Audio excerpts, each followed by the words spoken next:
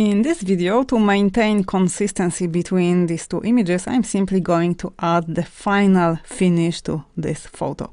Let's get back to our panels and let's add another adjustment layer on top of our stack of layers. And let's select curves and rename it to matte. Now, we are not going to be adding any control points to this line. All we need to do is to just change positioning of the black point. So I'm just going to drag and pull this point upwards. That way I'm making shadows in this image brighter.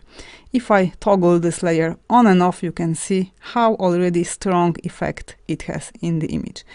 I'm not entirely sure that I want the face to get brighter, so I just want to mask this effect in this part of the image. So I'm selecting mask. I will be painting with a black color, so I'm hitting X to swap the colors, B to get the brush. Opacity 10 is fine. I just want to keep still the attention on the back and make rest of the elements darker. That way the image is still three-dimensional. I still have the matte shadows, but the face is not getting any brighter. Okay, perfect. Now I am tempted to add a little bit of a warm tone to the highlights in the image. So I'm going to revisit this layer when we added the bluish tint to the shadows in the photograph. Let's again change RGB to blue, and apart from this first control point that added blue tint, I'm going to add another in the highlights area and simply pull it downwards.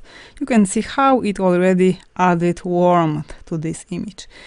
I'm actually going to pull the blue point a little bit downwards as well, as we had a little bit too much of the blue color in the image. Let's get rid of the panels and let's look at both of my images, position one beside another, to see if at this point they are working well together. I'm very happy with the final result. They really relate. They were created in a similar way, so they are visually consistent.